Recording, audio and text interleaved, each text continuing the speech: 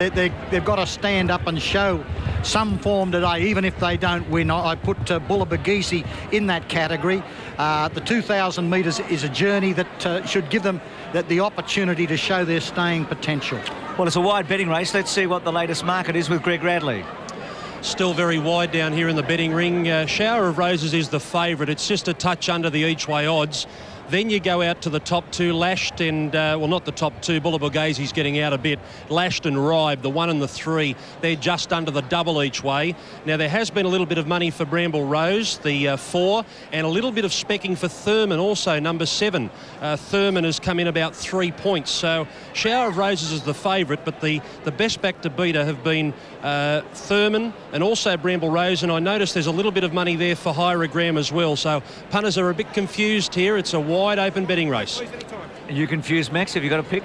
My selection is number 5, Hyrogram. Come on, Darren Beedman. Good on you. Beedman going for a double here, a Group 1 double. Time now for one of the highlights of the day. It's the Qantas Choir.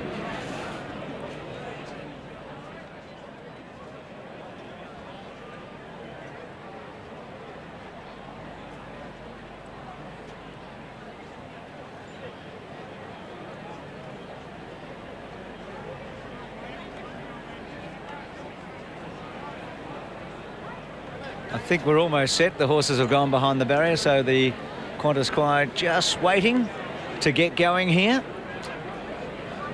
So this is the second of the Group 1s for today. The next on the program is the Amy Golden Slipper. And we've had a most sensational race here today with the BMW. But, Max, just a moment to reflect and... God, it was one heck of a race. In fact, Darren Beedman's wife, Kim, is just over there at the moment, and she just couldn't believe it, could she? Well, it is one of those unbelievable situations. OK, we're ready to go to the Qantas Choir.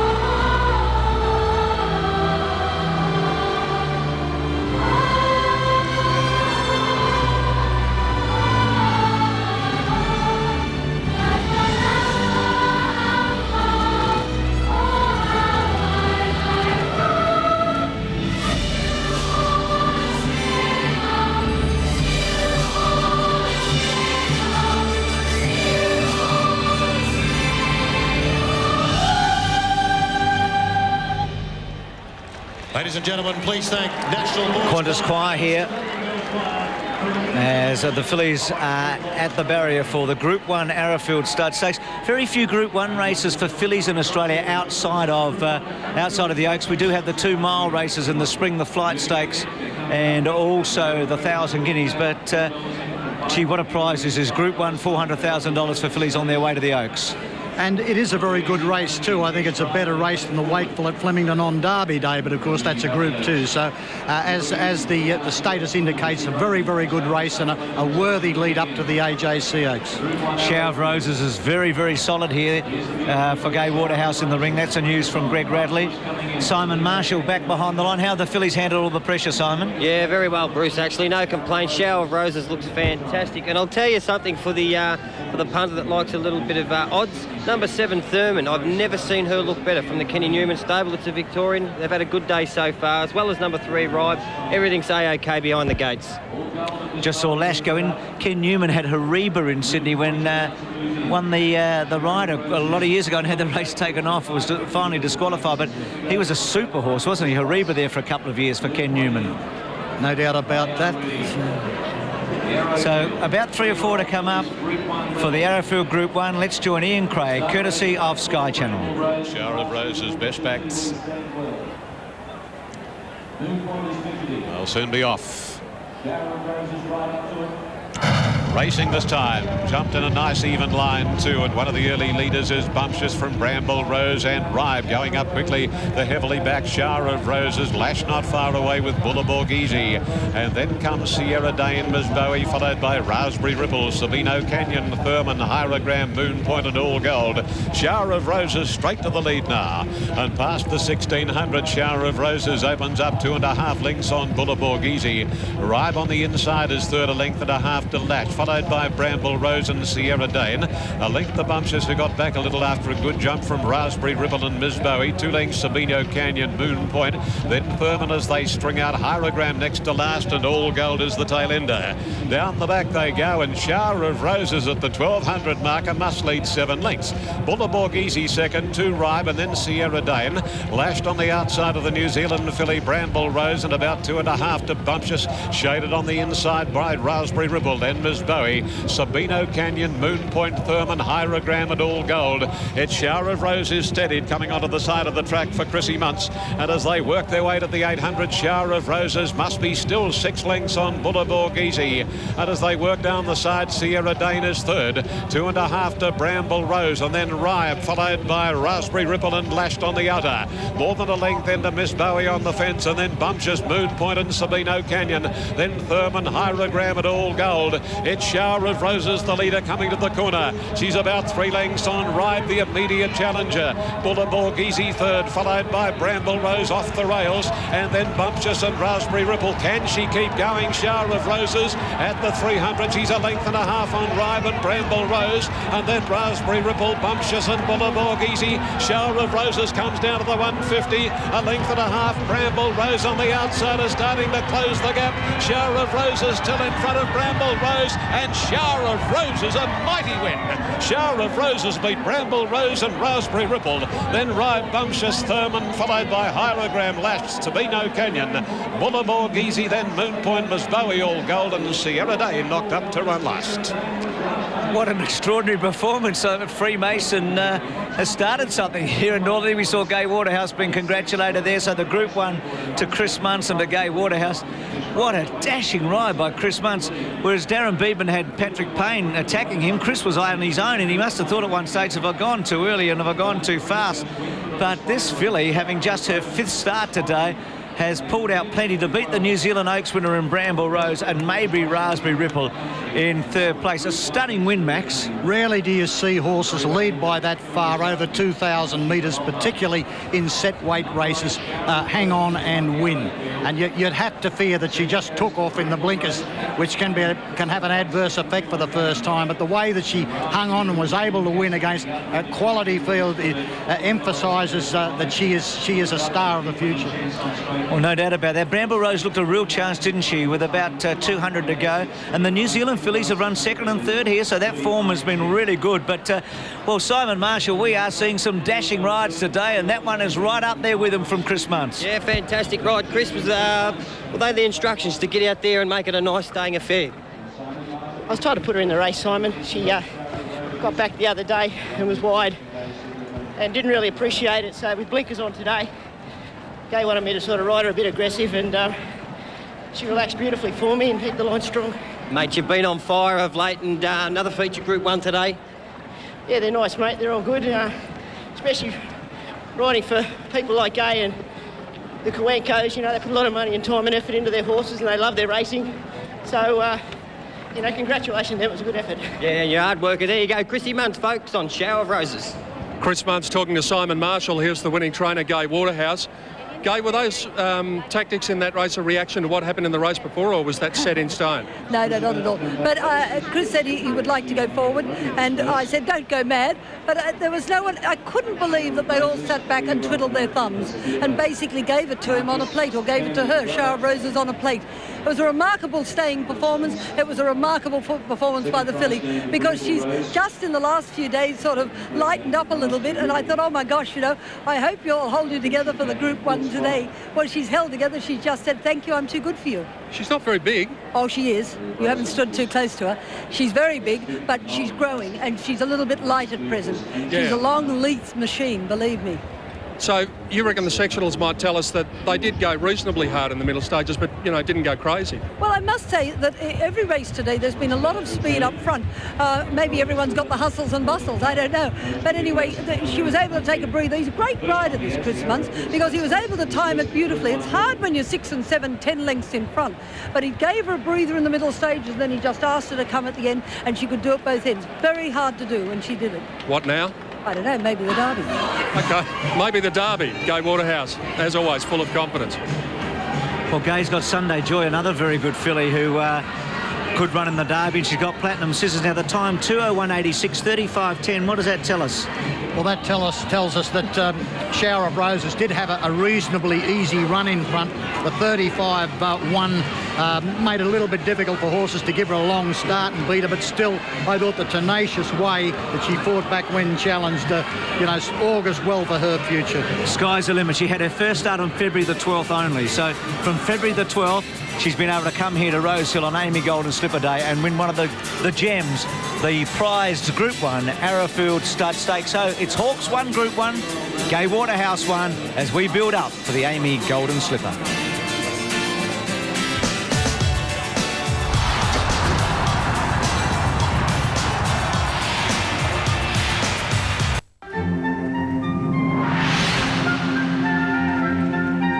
Baby faces going places. Tomorrow's champions today. They're ready and running for the world's richest prize in 2-year-old racing, the Amy Golden Slipper, coming up.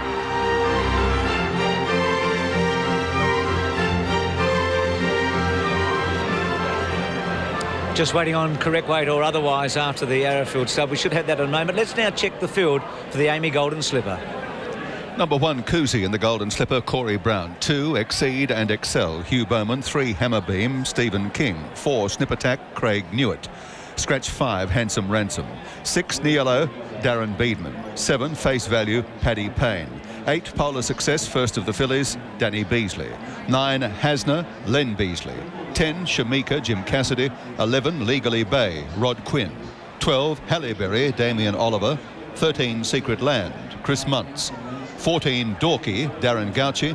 15, How Funny, Glenn Boss. 16, Syrinx, Greg Childs. 17, Frassasas, Karen McAvoy. And scratch 18, Bella Corona. We do have correct weight. There's Shower of Roses after her stunning win in the Arrowfield Stud Stakes. What did she pay? We're about to find out. Number 8, Shower of Roses in New South Wales, paid $5.10 for the win and $2.30 for the place. Second, number 4, Bramble Rose, $2.40. And third, number 9, Raspberry Ripple, $5.30. Quinella, $18. Exacta, $37.30. Trifecta, $556.90. The first 4 in New South Wales, with number 3, Ribe, running fourth, $5,610.20. And the extra double in New South Wales, 2, Freemason, and 8, Shower of Roses, $263.50. Time now for the presentation after the Arrowfield Stud Stakes. Well, ladies and gentlemen, an all-the-way win here at Rosehill Gardens for Shower of Roses in the Arrowfield Stud Stakes, a Group 1 race. To make the presentations, please welcome once again the chairman of the STC, Mr. Bruce McHugh. Ladies and gentlemen, on behalf of the Sydney Turf Club, once again, it is my great pleasure to introduce to you Mr. John Massara, the chairman of Arrowfield Group, But before I do, I'd like to say a few things about Arrowfield. First of all, John Massara has been in the breeding industry for many, many years, and Arrowfield has been the leader of whatever area that it's been involved. I remember many years ago when Shuttle Stallions started to come into their fore, John was at the fore there and brought out what were the best at the time, and even now he's scouring the world on a regular basis looking for the best bred horses to come to Australia. And recently he has been bringing the blood or the progeny of the great Sunday Silence here, and we are the beneficiaries of that down the track, and now we're starting to see the results of it. John, you've been a great supporter of racing, and everything that you do as far as bringing horses to Australia, we're the beneficiaries in the long run, and we hope that you continue doing that. And we at the Turf Club are delighted to have the leading stud of Australia here with us as the sponsor of this Arrowfield Stakes, which is a Group 1 for 3-year-olds, and we believe in years to come that it will be a classic in its own right. John, it's only a young race, but I'd now like you to make the presentation to the winning owners. Thank you, John. Mr. Chairman, ladies and gentlemen, as a sponsor, you dream of such occasions when a wonderful filly can win your race, when great owners are the recipients of the trophy, when a great trainer trains the filly, and when a top jockey's on top. Well, we couldn't have asked for anything more. I'd like to congratulate Mr. Eduardo Coenco and Gretchen Coenco, who have been long-term friends of mine, on winning the Arrowfield. I must say, I'm thrilled to be giving them the trophy. I really am. And I felt before the race that this filly had a big chance. I told Mrs. Coenco, and she said, from the mouth of an angel. She was right on this occasion. But anyway, Danding and Gretchen, all the best to you. And they've been wonderful contributors to the Australian industry, the breeding industry and the racing industry, and those black and red colours are now seen so successfully week after week, and they deserve it. Well done. John Massara there, the chairman of Arrowfield. There's the filly in question, Shower of Roses, as we look ahead now to the Amy Golden Slipper. Let's go down to the ring with Greg Radley. OK, just checking out the prices here. Secret Land is the favourite. It's at about $5 and is a firm favourite just in front of Niello. Then you get out to Cousy. Now, Colt Toddy's been betting pre-post and it's been well in advance of double figures, and I just noticed a few bookmakers going up a little bit shorter right beside him. Then we've got to go out to Polar Success and Hasna. They're in the double figures, and Exceed and Excel is just beyond those. But Secret Land the favourite in front of Niello. I'd expect Cousy to challenge those two. Not so much Cousy getting into favouritism, but certainly getting shorter than about $8 or $9, which it is at the moment. And the other one that I mentioned before, Hallaberry, has been very well backed at longer odds. 33-1 was bet about Hallaberry. It's in about 10 points shorter than that. Secret Land the favourite down here in the ring. Big money for Hallaberry on the tote too, but starting from the top, number 1 Cousy in New South Wales, returning at the moment $7.50 for the win. 2 Exceed and Excel, $11.30. 3 Hammerbeam, $39.80. 4 Snip Attack, $36.70, scratch 5. 6 Niello, $7.70. 7 Face Value, $26.80. 8 Polar Success, $12. Number 9 Hasna, $10.50. 10 Shamika, $12.60. 11 Legally Bay, $9.30. 12 Hallaberry on the New South Wales tote, $13. 13 Secret Land, $5.50. 14 Dorky, $17.90. 15 How Funny, $25.30. 16 Syrinx, $155.90. 17 Frassassass, $117.30, and scratch Bella Corona. Well, a lot talked about the barriers here, Max. The 1,200 metre start, and most of the favoured runners have drawn pretty well, haven't they? Yes, but you've got to have the attributes to take advantage of a good barrier. You wonder where Cousy in the 2 gate will have the tactical speed to jump and take up a position, because there will be a squeeze box effect as horses on the outside try to get across for that first turn. Who have you tipped up? Who have I tipped? I've tipped Legally Bay, who's got a good barrier, who does have the tactical speed to take up a good position, and I do think that the fillies have an advantage this year.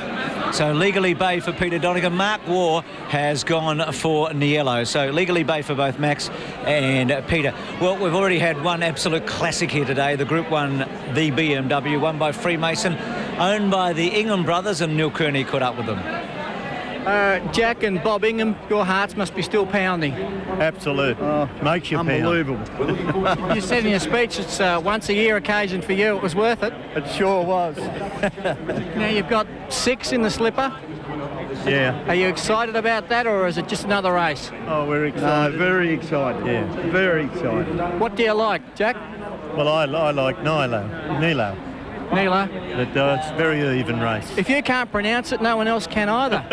What about you, Bob? Kuzi? Yeah. And I guess it's got to be different. I guess it won't change your lifestyle if you win, but to win the 8th slipper, would that be a big occasion for you? That'd be wonderful. Fantastic occasion. Gets better each time. All right. Winning a race anywhere is great. You just love them. Love them. Love them? Yeah, love them. Love them. That's Give us right. love them. Love them. Yes, if Pardone or bred, 7 Golden Slipper winners from 1967 Sweet Embrace to Prow in 1998, the Inghams. Back with more, not too far now, to the Amy Golden Slipper of 2003.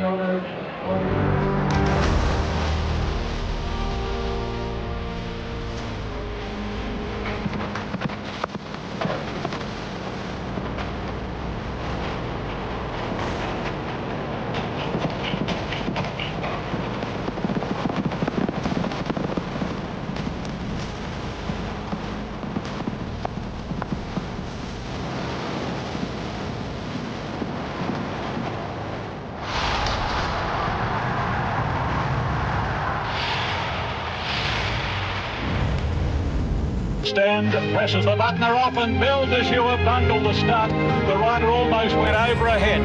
Always going to be on the pace and in the box seat and travelling easy and do all the right things we should be doing. And then she just blew the start 2 or 3 lengths, come out behind them. Crown Glory is out after a certain lad who hit the front, and Bill Deshua right through the middle.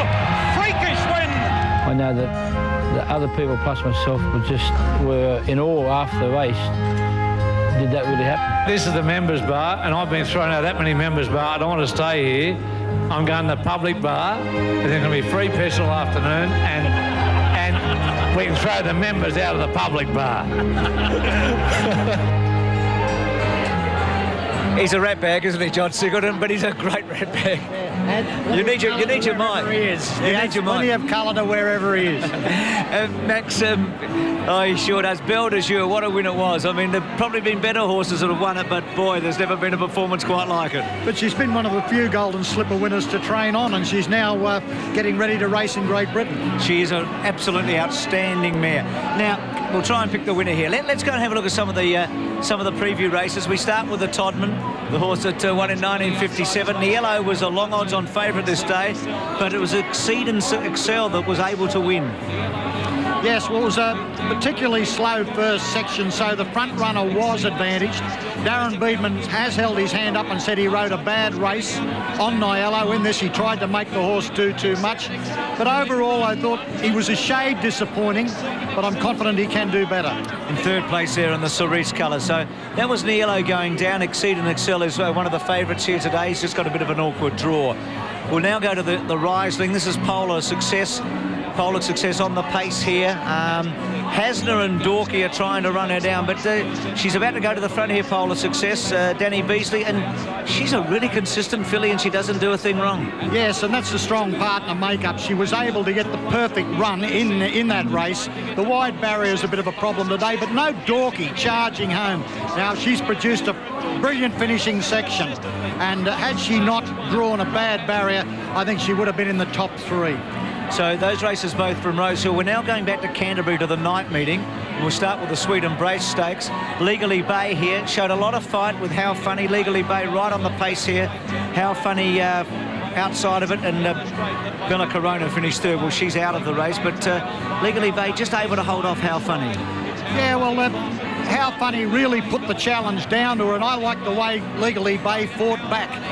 Look at the tenacity. Look at the way she runs out the strong 1,200 metres. Perhaps the form of How Funny is questionable now, but I still think that Legally Bay is a very good 2-year-old.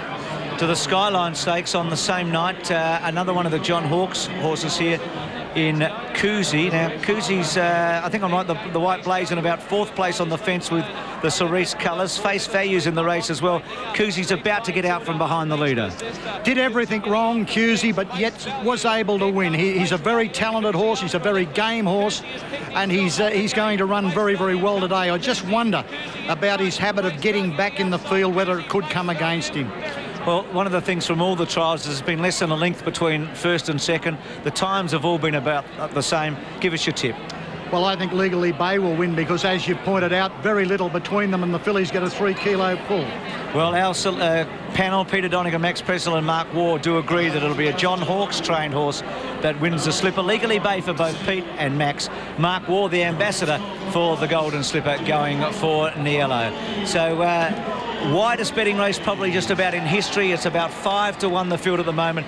Gai Waterhouse and John Hawkes, who have won both the Group 1 races so far today, have 11 of the 16 runners in the Amy Golden Slipper. Darryl Braithwaite will take us to the break as the horses will come into the mounting yard, and that's where we'll be after this for the Amy Golden Slipper.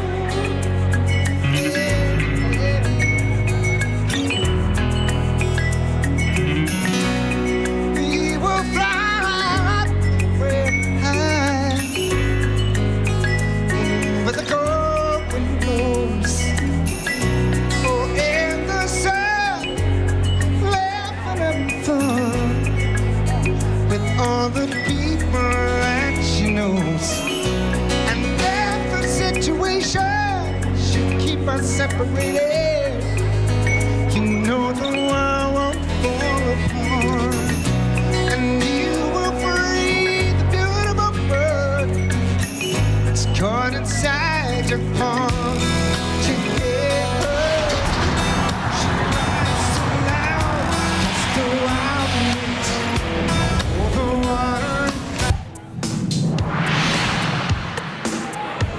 Amazing buzz behind us at the moment with the singing going on and all the connections coming into the mounting yard. The horses aren't too far away. Let's check the latest odds on the Amy Golden Slipper.